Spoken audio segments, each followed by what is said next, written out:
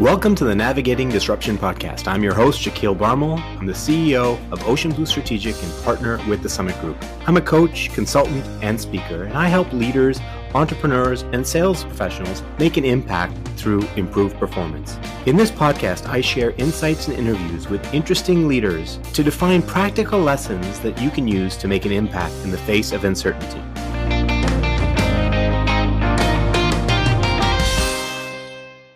We are proud to be brought to you by the Summit Group. We help companies increase revenue and deepen customer relationships by moving from sales excellence to authentic business relevance through engaging learning experiences.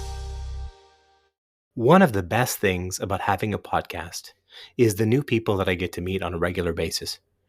Eric Wong, Chief Commercial Officer of startup Impro.AI, reached out to me after listening to one of my episodes. I found his story so interesting that I invited him to a conversation so I could learn more and share it with you.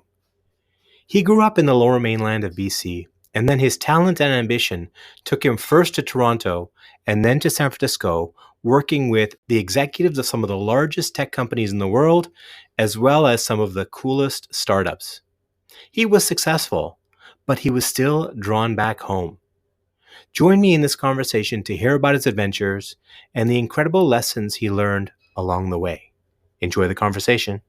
Eric, how are you today? I'm doing great, Shaquille. How are you? Great. And where are you in the world?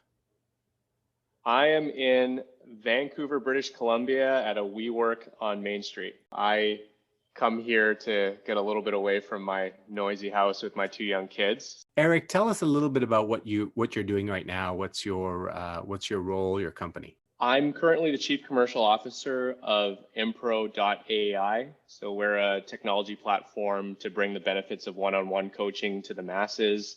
Fairly new company. We just launched on January 1st, so we're a few months in, but all the things you'd expect with a startup, hiring people, bringing on new customers, and a lot of excitement right now.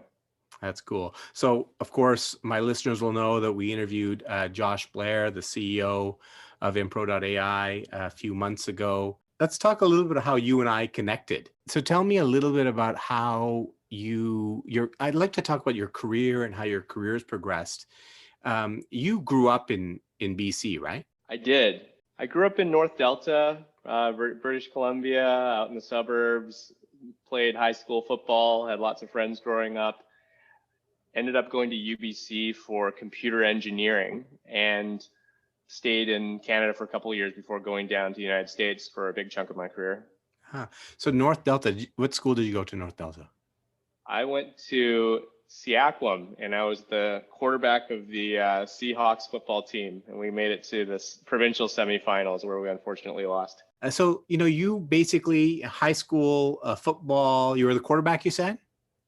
I was, yeah. Very cool. Very cool. So tell me about what happened during that time of your life, high school, and was there an experience or an influence that kind of impacted the rest of your career or what you're doing now? My mother was a pharmacist at London Drugs. Oh, and cool. She was a pharmacist for 40 years. Wow. And why she loved her job was she was always fascinated with people. So even though she was, a lot of transactions, a lot of prescriptions, she was always fascinated with people. And even growing up, my mom and I would always just have conversations about people and why would certain people behave this way. When somebody was an angry customer, well, why would they be that way? They may not be necessarily a bad person or a good person. So I've always had a fascination for people while being a very, good at math and going into engineering. So I've always had this dichotomy of, logical, technical, but this unending curiosity about people and why they do the things they do. Yeah. So how does that play out in your career, that curiosity about people and the combination of technical skills that you pursued, I guess, at UBC? What did you study at UBC? I did my computer engineering degree at UBC. Okay. And where did that lead you? Yeah, my first job out of UBC was actually at TELUS, where I was on a quick win leadership development team. So they hired a bunch of young technical people to go to the frontline employees and essentially ask what needs to be fixed. And then we would, code automations and tools and essentially give tools to frontline employees. A lot of these folks were unionized frontline employees. They had 8 systems up on their computer, and there was really no one in the company that they felt like could really fix their issues right away. And so that was my first job. I was on the quick win team, and then there was an opportunity to move to Toronto to build a Toronto-based quick win team. And so I stuck my hand up and I was chosen. And so within a year, I was out in Toronto hiring and interviewing people, and we had a team of 10 people out in Toronto. And I was, 23, 24 years old. So wow. I was lucky to join a small, growing, almost like entrepreneurial little program within a bigger company. And it was my first taste of seeing how, if you're kind of in a growing organization, good things happen, because there's opportunities and there's just more work to do. So you just dive in. Yeah, Eric, so you were 23, 24, and you're building a team, you're hiring people. That's quite young to be in a role like that. What did you struggle with? Yeah, I think so at that time also, I talked about fascination with people. I started reading a lot of biographies about, CEOs like Lou Gerstner and Jack Welch, and I was just so hungry to like apply that at work. And I remember I would like put up HBR articles on my wall, and what I didn't realize is how annoying that was to some of my peers. And so I think I was just so eager to just be like, wow, these theories are so cool to apply, and in leadership. And I think the theory and my excitement about it was a little bit ahead of me learning actually how to hire and how to be a leader. So I actually had some pretty harsh feedback from my manager at the time, who's still, one of the best managers I had. And basically like, Eric, you got to cool it down a little bit. You're actually really annoying people. You're coming across as selfish. You're coming across as arrogant. And so I've had to take that tough medicine and grow from that experience. Wow, that is tough to hear. That is tough feedback to hear. And sounds like you actually do respect your manager for giving you that feedback. Yeah, his name was Farzan Kassam. He's actually a senior executive at BMO now out in China, and I'll always remember that. Like I think a manager that cares enough to give you that hard feedback, it may not feel good during that time. It may not even feel good that month or that year, but when you look back, you really appreciate it. Because you think about it, a lot of times if we have people that we're leading and we've got something that we think they want to fix and we don't care enough to tell them, it's almost like you've given up on them already. So he didn't give up on me. That's awesome. And the fact that you appreciate that, I mean, most people don't appreciate people that give them the tough news or the tough feedback. And I would say a lot of leaders that I've come across hold back because they don't think they're being kind or being fair. But it sounds like you've recognized that actually good leadership is being direct and calling it like you see it and telling people the truth. I think the more senior you get in organizations, the more you realize also how important your words are to that person. Yeah. So I think you have to balance being candid, but also, that person's confidence and their belief in themselves. That's something I believe really deeply into. I'm a very trusting person. That's even gotten me in trouble at times during my career. I'm very quick to trust, but I still think at the end of the day, to really see people for their absolute highest potential is a good place to start. Very good. And so you worked to tell us you went to Toronto, you got to start up this team. And then I know that you ended up in the US in the tech scene. Lots of Canadians out there. What drew you there? What were you doing there? How did you get that opportunity? Tell us a little about that transition. I realized that even though I had an engineering degree, my deep passion and my talents were not to be a great engineer. I was always going to be probably an okay engineer. And so I really started becoming interested in the world of business and the intersection of business problems and strategy and the people stuff. I read you read a Harvard Business Review magazine, and probably about 40% of the articles you read in there are about things like leadership and things like culture. So there's something about that world that drew me to it. So I ended up applying just to Stanford Business School, and I was lucky enough to get in. So I looked at all of the different schools, and there was something exciting about Silicon Valley. It really was an idealistic time. There, it was, when around the mid 2000s, as you can imagine, there's a lot of innovation coming out of there. So I decided to pack up and go down to Stanford Business School. So that's how I ended up down there. I'm sure your mom, the pharmacist, was very proud to have her son going to Stanford. I mean, I wasn't a doctor, a lawyer, or an architect. So, being a business person is a little bit below there. But I think she still got some points with her friends with that. That's so interesting you say that. I mean, obviously, I come from an Indian family, you come from an Asian family. And so there are some kind of unwritten rules about what our kids grow up to do. Yes. So you experienced that a little bit, even though you're going to Stanford, but it was tier 2 in the career lineup. It was tier 2. I'm still tier 2 right now as a business person. I think my sister is an engineer. She's a manager at Intel. She might be one of the most senior women at Intel Vancouver. Wow. And I think her career is probably still a little bit higher than mine, because engineering, that's a real professional, not like those business people who sell you stuff. Oh, that's funny. So you ended up then, after you graduated from Stanford with your MBA, you decided to then stay out in that area, and work was easy to find. Did you have your choice of opportunities? How did that all happen?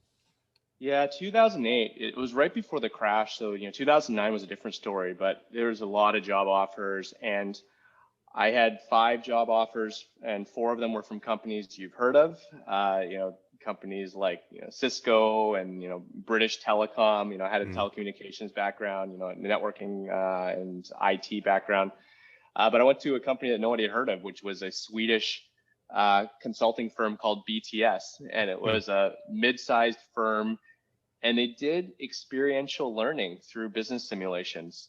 Wow. And so, at the time, most people were going into investment banking, traditional management consulting, tech companies, and I was probably one of 4 or 5 misfits from my class that went into the world of people stuff. And so suddenly I was at a 200-person consulting firm designing and facilitating workshops for executive training programs. So I was traveling around the world. I was speaking at offsites. Some of them were bigger than 1,000 people. So I'd be coming on stage, and I'd have the little microphone, and they'd be saying, what song do you want coming up on stage? And I'd be like, Killers. And so I got to really get exposure to these times when companies bring people together to get aligned, to get inspired, to get clear on strategy, and to train people. So I got to be at these moments, and I got to be there, and we'd be on stage doing something, and then Ellen DeGeneres would come on afterwards. So it was a really interesting experience in the world of edutainment and offsites and training, that were a mix of business, but were also a mix of like excitement. You go to sales offsites, and you got the music, you got the partying, and it was an awesome experience. What I find really interesting, if I connect the dots now between what you said you picked up from your mom, who was a pharmacist, but you honed in on the people stuff that she was doing, customers, employees, all of that kind of became part of your persona and your wiring. You added a technical career, went to Stanford, and you had your choice of probably consulting, investment banking, tech jobs, but you decided to go into like professional development, executive education, training. That's a really interesting kind of path. You don't typically think of that. Stanford Business School, you think of really high power kind of careers, but you chose that path. Yeah. When you were in the midst of it, when you were on stage talking to a group of people at a company, did you connect back to 23-24, reading Harvard Business Review and some of the things you're doing now? Was there a connection for you between the two? In that world, like, our goal was to deliver a great training program, and at the end of the day, if they scored you a 5 out of 5, we felt really good about ourselves. So we'd be traveling around the world, and we'd be in Dallas, Texas, and New York, and Bulgaria, and London. We'd have our annual conference every year in the Swiss Alps, and so you could kind of coast and just deliver a great session.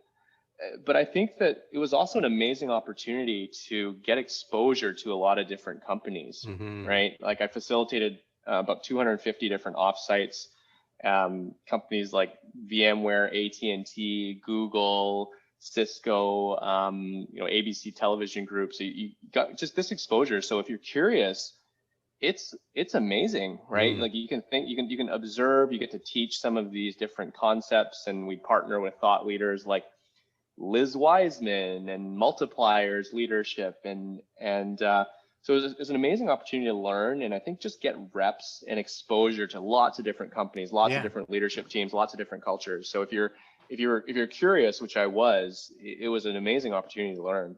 Well, it sounds like a bit of a dream job for somebody in their 40s and 50s to be in this position where they're teaching executives and executive education. You were how old? I was in my mid 20s. That was the Wow. cool thing about BTS, is that they would put a smart, ambitious person on stage, and I'll be like, oh, you guys are so young. But the great thing is that it wasn't just us teaching content. We were building these very experiential, competitive business simulations where they'd essentially run the company against each other. Oh, And cool. so, at VMware, it was like, okay, run VMware into the future. Right now, we're a $2 billion company, and server virtualization is where we make all our money. How do we help CIOs transition to the cloud? And then we'd create these games where they would compete against each other, and we'd get executives like cheering and yelling, and so we were paired up with this technology and this platform to create an amazing experience. So it wasn't me needing to be the expert or me needing to be the smartest person in the room, which I think was another lesson for me. It's you can create magic and alignment and learning and cohesion in the room without needing to be the wise, smartest person in the room. In fact, that is a great lesson to learn, because sometimes we get caught up in believing that we have to know it all. And it sounds like you learned at a pretty early age that you don't need to know it all. In fact, what it's better is if you're the facilitator of other people's genius. I was starting to get a little bit antsy and wanting to get even closer to C-level business problems, right? Because at BTS, it was, we might have been part of a really cool executive training program. The CEO might have been the keynote speaker. And then we get to work with, senior vice presidents, which is awesome in your 20s. And I met my business partner, Daniel Levitt, who was a former McKinsey consultant. He then went to a firm called Trium that was about facilitating executive offsites, like those 9 people in a room up in Napa for a day and a half, and you duke it out, you debate, you fight, you align on a strategy. But I looked over at what Daniel was doing at Exember, which was called Timshell at the time. We changed it to Exember, and it almost felt like I was skydiving with a parachute, and he was skydiving like without a parachute. It was like high stakes. You're in a room with leaders who want to get a job done. And most of his work was with C-level executives. And I think for me, there was something about being in the heart of the most senior executive teams. And so, it was almost like I was Ryan Seacrest and he was like Dr. Phil.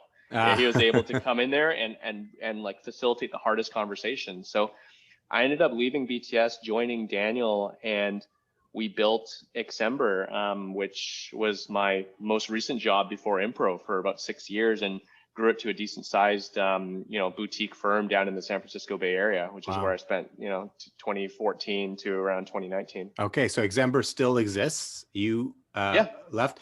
I don't know if I'm getting personal now. Can you tell us a little bit about that conversation with Daniel when you were deciding to kind of make a shift and make a move? What was going on for you? How did you bring that to him? Okay. I can see by the smile on your face that there's a story there. We had been professionally flirting for about 3 years. And so we think we met up every 6 months or so, have a coffee. I'd chat about what he was doing. He would ask me about what I was. Time came when I was going to leave this fun firm at BTS, which really had a great culture. I mean, it was an amazing, they gave a lot of freedom and responsibility to young people, which I think was fantastic, to joining Daniel. And he and I were just, just 2 guys wanting to build a consulting firm. And so it was a lot of fear. At the time, it felt like it felt like a very entrepreneurial jump Mm-hmm. from guaranteed salary to no guarantee. Like all that, like you're only going to get paid if you're able to find clients and serve them well and get Right. paid. And so for me, I was watching this video, this inspirational video by a guy named Irv Grousbeck, who's the owner of the Boston Celtics, and he was Mm-hmm. talking about entrepreneurship. And I remember listening to it over and over and over again, get myself fired up to build up the courage to quit my safe job and try to start a consulting firm. Yeah, wow. And so you did it, and you did it well for several years. You and Daniel built the firm up, but something obviously happened because you're no longer there and you're in Vancouver. So tell us a bit about that journey. Yeah, I'll actually take it back to something that happened in 2006. So Stanford's a bit more of a touchy-feely school. So we talk about our feelings, we talk about leadership. And so we did something called our career life vision, where you would meditate Hmm. and you would envision 20 years in the future what success looked like. And I'd just gotten to Stanford. My dreams were coming true. I was in California. And I meditated, and in my vision, I was back in Vancouver, which I was shocked by. Hmm. And I was on a beach. I had 2 kids and a dog and a wife, and I was just staring out on the water on Spanish Banks. Hmm. And I had a vision that I was back in Vancouver and leading an organization where talented people loved their jobs. And at the time, I was like a little bit like disappointed. I was like, I'm in the Bay Area now. I could live in London. I could live in New York. And so it was always my dream to come back to Vancouver. Huh. And that stuck in my head. And so to answer your question, I met my wife in San Francisco, had 2 kids, and then I started thinking to myself, like, why not move back to Vancouver now? And career was going 10 out of 10 for both my wife and I. Hmm. But the realization I had was that it was just career and money that was keeping us in the Bay Area, and everything else, including my values, where I just feel great, where I wanted to raise my children, to be closer to my mom and my sister, it was back in Vancouver. Hmm. And so, the goal was always, well, maybe I'll be super successful, make a lot of money, and maybe I'll move back and, when I'm 50 or 60. But the more I thought about it, the more I said, well, why not leave now and come back while you're still decently young? Hmm. Fascinating. There's so much in there that I find fascinating. First of all, I would have never imagined at Stanford Business School. That's not the impression I get when I think of Stanford Business School, that there's a class where you're meditating about your future position. Yeah. And so you had this vision, which was actually surprising to you, given your ambition and all of that, that took you back to Vancouver. But then you continued with your career in San Francisco. So Yep. did that vision keep coming back to you as you were working, as you were on stage and traveling with BTS and then working with Exember? That vision kept coming back to you? It did at different points. I think at that point, I started to do different things. At different points during my 13 years down there, I've had executive coaches myself. I've journaled on and off during Mm-hmm. times. And I did, I'm a bit of a nerd when it comes to these things. So, I did like a design your life, workshop at Stanford Design School. And, I got the book, man. That's a great book. Designing Your yeah, Life. It's a great book. yeah, it's Bill Burnett's, Yeah. and it's an awesome class. So it kept kind of coming up, it kept Yeah. poking up. And, a couple of years before I moved up, I started to have these visions where I felt like I was on a really like first class train on these rails, and they were serving expensive champagne, we're eating expensive smoked salmon.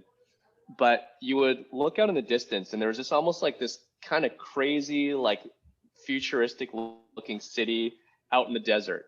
And I started longing to go out there and getting off this very safe feeling luxury train. And it started nagging at me to start, to think, why not come back to Vancouver and take these experiences I've had down in the States and come back to Vancouver and build something really special up here. If you were to think of one of the questions that you would been posed in that class where you're meditating about your vision, what would be one or two of the questions that I guess the professor would ask you to imagine, or or envision, just for our listeners who want to do a similar exercise? Andy Chan was leading the Career Center at the time. I believe he's over at Wake Forest now. And so he was leading this meditation. I think it's important to get to a place where you're quiet and you can get the noise out of your head, so you can actually let the real voices come in there.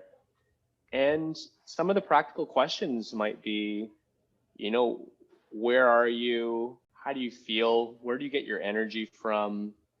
What's your true impact? What's your superpower? I like using that term superpower these days a lot, because I think we all have them. And I think it's like life hits you over time and it gets more complex and you get more busy. And it's almost like a melting iceberg of people who are still able to remember their superpower and remember their passion and not give up hope on that. I was reading an article just the other day, written out of Harvard Medical School, actually, about the importance and benefit of having a sense of greater purpose. And it comes from like exercises like the thing you just talked about, is taking the time to identify things like, where do you get your energy from? I love that question. What is your superpower?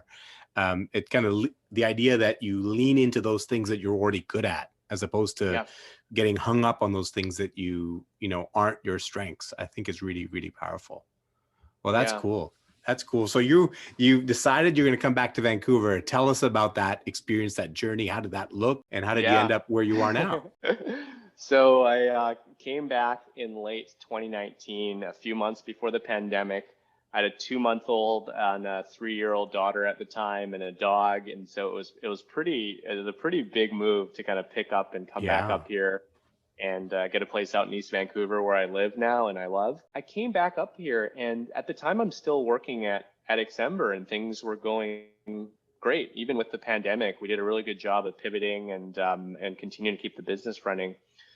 I felt a little bit like playing the wrong position though. Like I come to this WeWork, and there's a little bit of a buzz here. You can feel there's a bit of a pulse with the startup scene, and I was flying down to the United States every few weeks, serving these bigger companies. And so I said to myself, you know what, I'm going to talk to 24 super successful people in Canada just to kind of start dialing back into the business scene here. And one of those people was Josh Blair. So Josh was one of my first mentors at TELUS. And so when I was a 22-year-old quick win software developer, he was our executive sponsor and a fast rising exec at TELUS in his early 30s.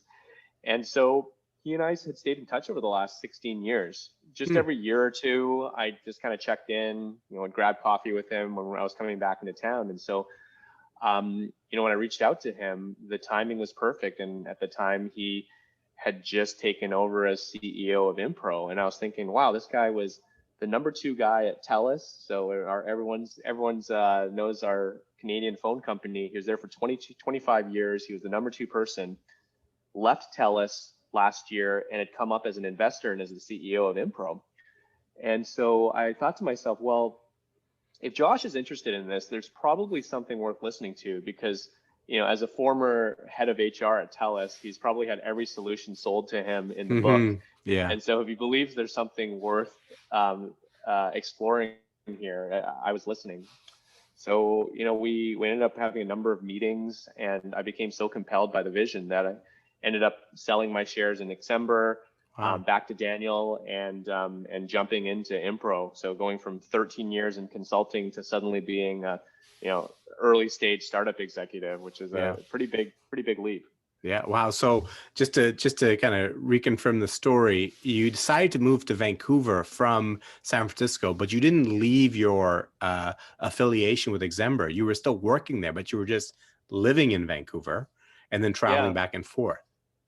Yeah. And then at some point you said, okay, time to make a shift, time to make a change. And I really like what you described as your approach. And I think it's so relevant to so many people right now. You decided, I'm going to pick 25 people in the business scene. I'm going to reach out and just have conversations. Yeah. And with no objective in mind, just let me see what's going on. I think that's I do think, I don't think I know too many things that are that unique, but I think that's something that has always over time I developed that, and I think it's great advice because it works. You know, Yeah. because even I think to myself, how rare is it when I have somebody reaching out, they've done their research and they just want to talk to me and they're curious about what I'm doing. That leaves an impression with me. That leaves a very Mm. positive impression. This person came prepared. They wrote a nice follow-up note. Mm-hmm. They were curious about our industry. It's rarer than people think that leaders get people reaching out to them that seem, you know, earnestly interested and passionate and are Yeah. curious. And you know where I first did that was when I was at BTS. It was a very, very revenue and sales focused organization. And so other people, you know, I was coming out of Stanford with my fancy degree, and at BTS, which I think is a beautiful thing, maybe it's Canadian to me, they don't care that I went to Stanford at all. Right. It was a pure meritocracy. If an undergrad out of the University of Washington who's younger than me hits the targets better, he's going to get promoted faster than the Stanford MBA, which is different than a lot of consulting firms where it's like, For sure. somehow if you got your MBA, you're in this magical layer, and you know if you're an undergrad, you're in this layer. It was a true meritocracy. So I was struggling actually to get promoted to director because I needed to get to, you know, close to $1 million in revenue. So I decided to have 52 sales meetings in 52 weeks. And so, and I documented and I journaled this, and I actually I wrote an internal article and shared it at BTS, and that's the year I ended up finally getting promoted. But you know, just going out and saying, you know, I'm going to go and genuinely just get the reps, learn from each of these meetings, and you know, it worked. And I think, you know, for someone that's going to a new place and doesn't really know exactly what they want to do next, I think if you do that, like I'm starting to believe it just works. Yeah. Like any one of those meetings, I didn't know which one it was going to be, but if you've got 24 bets, 24 irons in the fire, like one of them will hit. And that's something Yeah. that I tell people is like, if you just go out and talk to 10 people that you're really interested in, you're going to get a job offer. I'm pretty sure you will. Like Yeah. something will happen. Yeah. I love what you're saying right now because it just connects the dots for me with so many of the other leaders I've spoken to over the last year. And it like what you're, so you've been to Stanford, you're working in San Francisco, you're working with C-level executives in this very, very niche boutique consulting firm. Very But as niche. I talk to you now, you still are approaching your career like you are that young person coming out of undergrad. That eagerness, you use Yeah. the word yourself, earnestness, that eagerness Yeah. of I've been here, but that doesn't define my character, my personality. I'm still going into it with a beginner's mindset. Yeah. And Josh talked about something similar, right? Always learning, always looking, always being curious, never getting so high on yourself. So great practice for my listeners. Pull together that list of 10 people, be earnest, be curious, be open, and who knows the possibilities that could come from Yeah. that. Yeah. Thanks. That was a Yeah. great, I think it's true. great lesson. And it paid off for you because now you are the chief commercial officer at this really cool company. Can I pick your brain a little bit on how you see the future of work? You're working at WeWork, you're a chief commercial officer at a tech company that's people oriented. How do you see kind of work and the way companies are set up unfolding as we get into a new normal after? I think that this pandemic has accelerated trends by 10 years. And I think some companies are built for this world where there's going to be a hybrid mix of in-person and virtual. And other companies are still very much like you have to come in the office, and you know you got to be here from 9 to 5. And you know at Impro, it's like it's really borderless. Like I remember even in the Bay Area, there's a little bit of like an arrogance at some of these companies that you know you had to be, you know, living in San Francisco, that meant you're a quality person. But you know as you grow, it's like, how can you state that the best people for your company have to live within 30 miles of your headquarters, right? Right. And so, you know, even as we've gotten started off, we've got people in Calgary, in the Bay Area, in Tel Aviv, Toronto. We've got an advisor in Ireland. We're about to hire people from Washington, D.C. and Portland. So it starts to become Amazing. borderless, and for the companies that are able to see that the borders are in some ways just imaginary boundaries when it comes to who you can tap for your talent and how you can create work. I think that's a big one.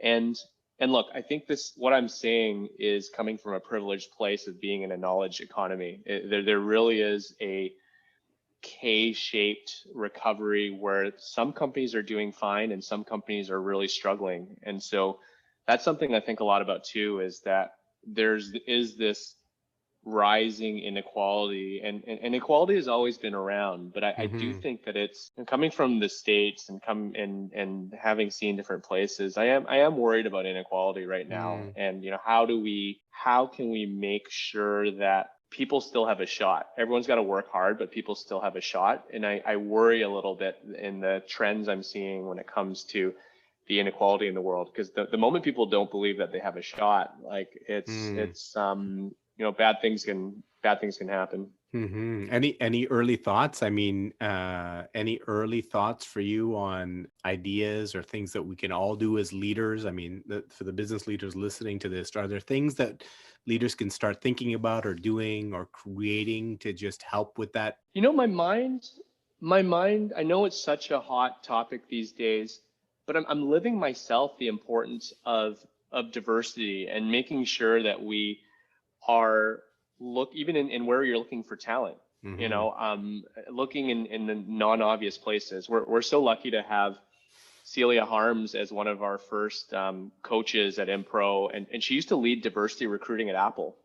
So she has relationships with historically Black colleges in the United States, because the challenge is, like, you post a job and you get a ton of, like, for me, I post a job and it's almost all men from certain schools. And so it can be easy for me to just kind of pick from that and then recruit. But then how can you proactively go out and tap some of these different groups to make sure that you're at least giving opportunities to people in an equal way? And it's a tricky thing, because it would be an easiest thing for me would just be to post a job and just take from what I get. And I think you see even in the Bay Area, like, companies like Google and Apple have to be really, really proactive. Otherwise, your workforce starts to look a certain, look as homogenous from the same 10 schools. Yeah. I was just talking to a professor of leadership at Ivy in one of my previous episodes here, and she's doing a lot of work in diversity and inclusion, and she was talking about how diversity and inclusion actually a lever for improved performance. And I think you're touching on that a little bit, right? It's not just about doing it because it's right. There is actually an advantage to bringing different ideas and experiences into the mix. I totally agree. I used to teach this at a couple of biotech companies down there. And I've actually even learned more talking to Josh about this. We talk about this a lot. The lowest level of diversity is like checking the box, right? And I think that's where it actually becomes a controversial thing, because people will say, is there reverse racism? Is it actually fair? Am I at a disadvantage if I'm a white male? But then you get into some of the good stuff, which is there's, the benefits of diversity of thought and the benefits of psychological safety and how much of talent you get. So that's kind of the next level. I think the ultimate level of diversity is it's simple. You can just bring the right person for the right job. I mean, we serve companies in all sorts of industries, all sorts of sizes. And if you're coaching someone in sales, they respect someone who's sold before. Yeah. If you're talking to an ambitious woman who is trying to get help operating in a very male environment, they would respect somebody who kind of gets their world. And so it's not just a feel-good thing. There's science-proven benefits to having diversity and the quality of ideas, like you mentioned. And then just as a coach of a sports team, you can pick the right talent for the right job. Not all your talent looks the same way. And I think that to me is like the real benefit of diversity, is you just have different people with different talents that you can plug into the different roles. Awesome. So Eric, you've been now back. You've been in this company, Impro.AI, for how long now? It's been a year yet? No, it's been about 6 months. It's gone fast. Yeah. Yeah, and a lot's happened in those 6 months. Fast forward, what does the next 6 months look like for you? What are the big things on your plate for the next 6 months? It's all about scaling up. I'm building a team, so I'm recruiting for a few roles right now. We are scaling up our coaches and our coach operations. We have a brilliant founder with a methodology. Can we create an engine to train other people in this very unique methodology of daily coaching, which is very different than how we think about coaching. So we almost have to educate the market, educate people about the role, and it's a job that doesn't really exist right now. So how do you post for that?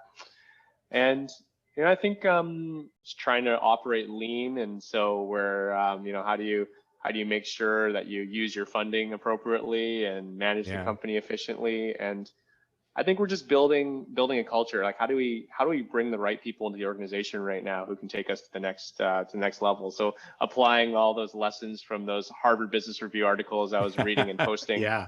Still relevant, right? Wall. Like articles from 20 years ago, I find HBR, they're still relevant today. Yeah, for sure.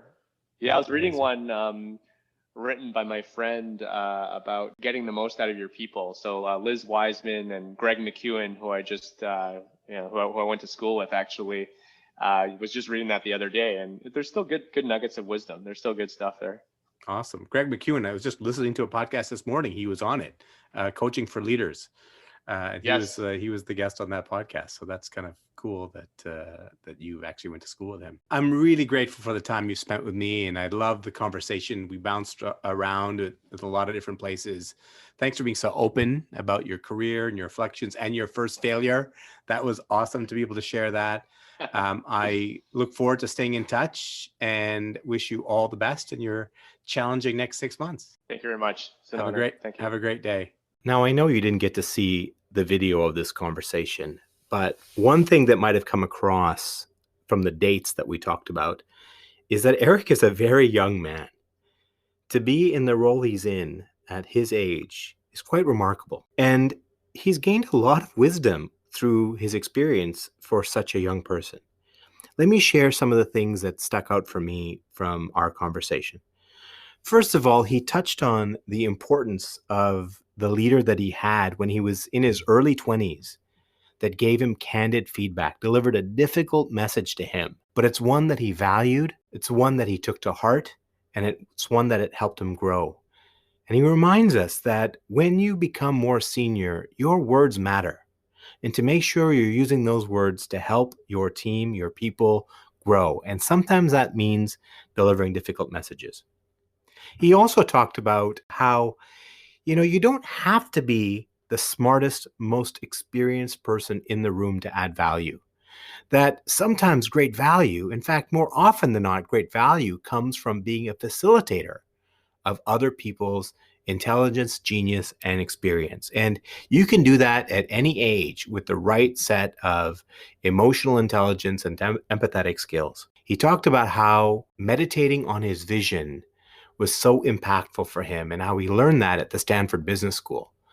And he's come back to it over and over in his career. And in fact, meditating on his vision is what's led him back home. He talked about seeking input from others and connecting. And, he mentioned that list of 25 people when he wanted to figure out the course of his new path in Canada. He reached out to 25 people, and he said that's been a secret of a lot of success in his career. And just a recommendation to any of you out there that are seeking to make a change, looking for a new opportunity, is set a goal for yourself.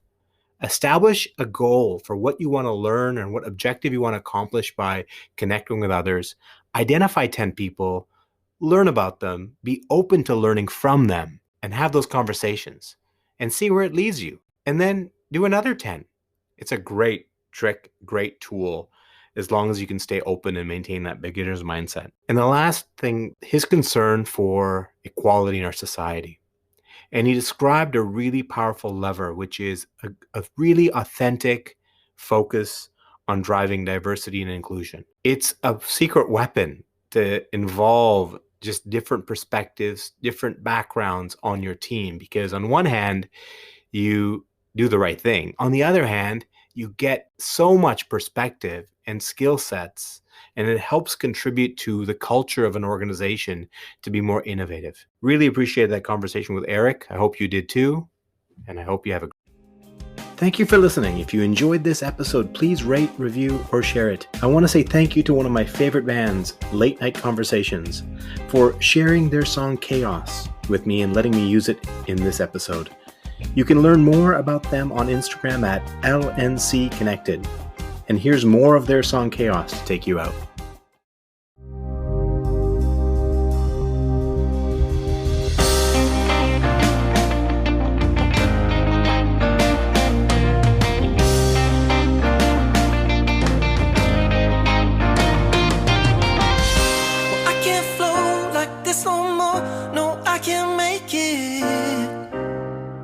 or far behind my eyes.